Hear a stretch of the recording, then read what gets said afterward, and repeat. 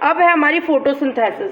पत्तियां का एक बहुत बहुत ज़्यादा इम्पोर्टेंट काम क्या होता है? फोटोसिंथेसिस, जिसे हम हिंदी में क्या बोलते हैं? जिसे हम हिंदी में बोलते हैं प्रकाश संश्लेषण।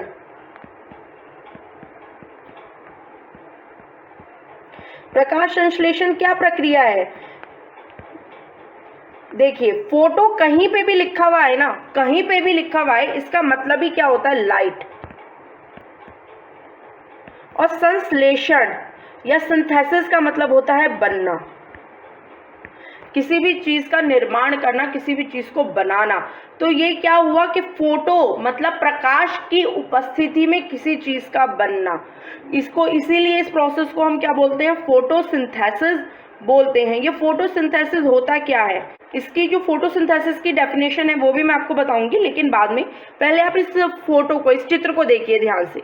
इसमें जो इस सन की लाइट है ये कहाँ स्ट्राइक कर रही है? पत्ती पे। पत्ती में अंदर क्या है? ये जो हरे रंग की पत्ती है, इसमें मैंने अभी अभी आपको एक पिगमेंट बताया, वो क्या होता है? क्लोरोफिल। ये क्लोरोफिल क्या करता है? ये इस सनलाइट को, इस सूरज के प्रकाश को ट्रैप कर लेता है, अपने अंदर ट्रैप कर लेता है। फिर क्या करता है? और इसी पत्ती में अभी मैंने आपको बताए थे छोटे छोटे छिद्र होते हैं, रंध्र होते हैं, उन्हें क्या बोलते हैं? स्टोमेटा। उनसे हमें क्या मिलती है? Carbon dioxide, CO2। और जड़ें हमें क्या लाके दे रही हैं? वाटर, पानी।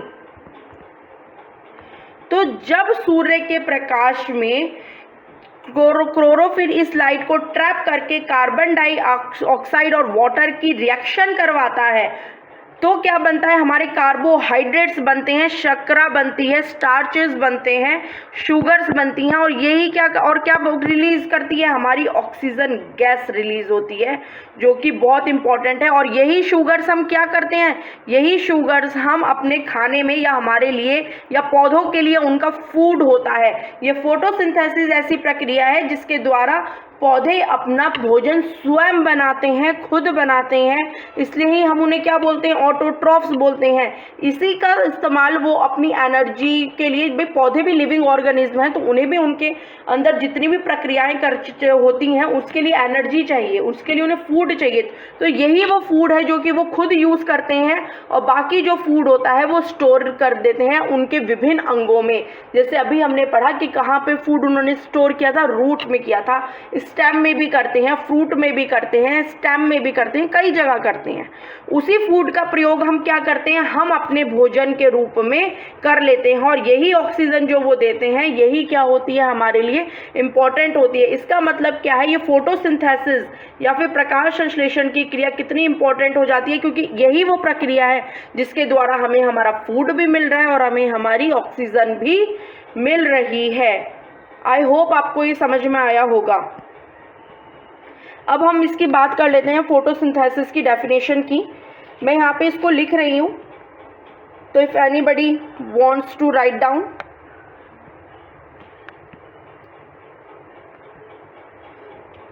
The process by which green plants turns CO2, मैं यहाँ शॉर्ट में लिख रही हूँ, carbon dioxide and water into food using energy from sunlight।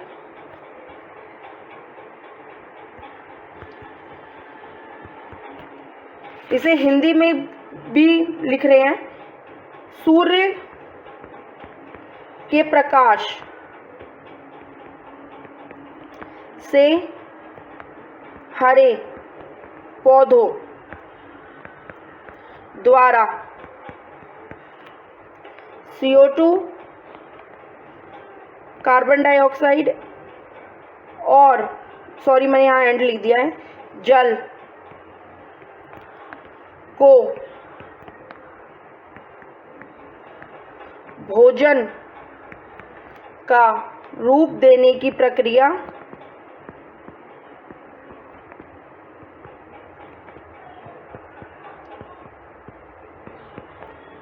प्रकाश संश्लेषण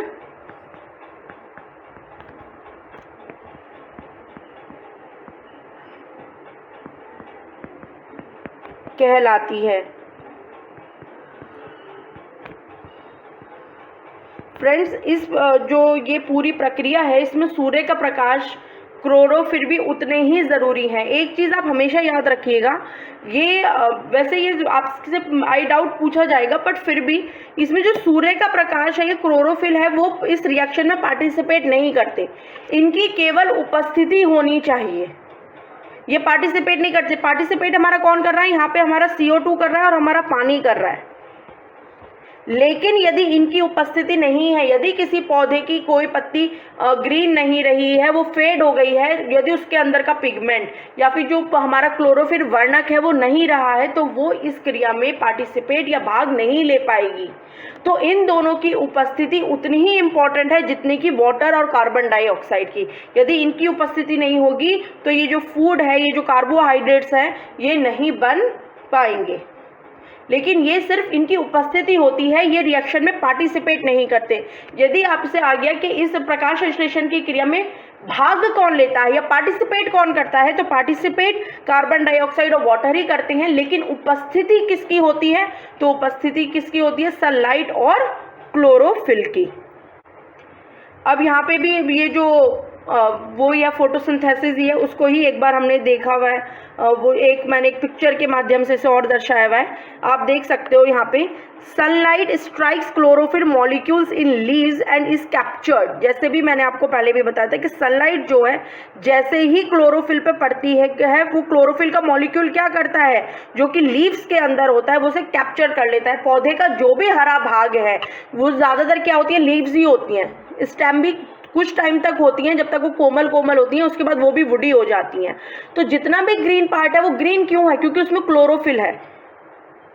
तो जैसे ही जो सनलाइट है वो पत्तियों पे पड़ती है, तो पत्तियों के अंदर जो क्लोरोफिल मॉलिक्यूल है उसको कैप्चर्ड कर लेते हैं, उसको ग्रैब कर लेते हैं, उसको अपने अंदर ट्रैप कर लेते हैं। उसके बाद वाटर एंड कार्बन डाइऑक्साइड, जैसे कि बताया था कि हाँ, जो जड़ें होती हैं वो क्या करती हैं? ज़मीन से जो होती हैं वाटर जो है एब्जॉर्ब कर लेती हैं और पेड़ के हर एक पार्ट तक वाटर को पहुंचा देती हैं। और हमारी लीव्स में जो पोर होते हैं, जिन्हें हम स्टोमेटा कहते हैं, उनके थ्रू क्या आ जाती है? अंदर CO2 अंदर आ जाती है। और फिर ये CO2 और वाटर मिलकर क्लोरोफिल और सनलाइट के प्रेजेंस में क्या बनाते हैं? ग्लूकोज। ग्लूकोज क्या है? कार्बोहाइड्रेट ही है, उसका निर्माण करते हैं और ऑक्सीजन को वातावरण में रिलीज करते हैं। और ये ऑक्सीजन किसके थ्रू ही बाहर आती है? रंध्र या स्टोमेटा के थ्रू ही बाहर एनवायरनमेंट में आती है। तो यही हमारा प्रकाश संश्लेषण या फिर हमारा फोटोसिंथेसिस की प्रक्रिया होती है।